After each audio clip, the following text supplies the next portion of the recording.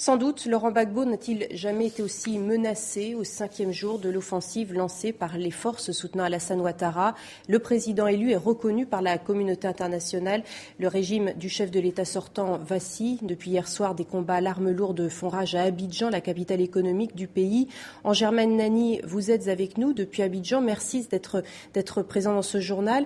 Comment qualifiez-vous la situation sur place à l'heure où l'on se parle ?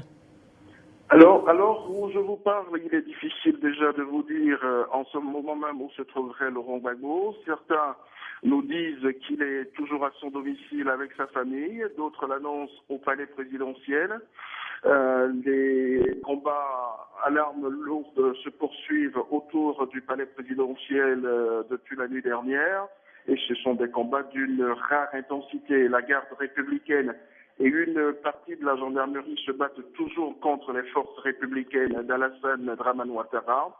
Laurent Gbagbo n'est pas dans une disposition d'esprit de démissionner, m'a confirmé un de ses proches ce matin. Les éléments de l'armée encore fidèles à Laurent Gbagbo entendent aller jusqu'au bout de leur engagement, mais jusqu'à quand? Difficile de répondre. Alors pendant ce temps, la télévision publique est sous contrôle des forces pro-Ouattara. Ce matin, les rues d'Abidjan sont désertes. Les jeunes pro-Ouattara armés font la loi dans certains quartiers d'Abidjan. Le pillage des magasins a repris. Depuis hier soir, des ressortissants étrangers, dont 150 Français, ont trouvé refuge dans le camp de la force française Licorne.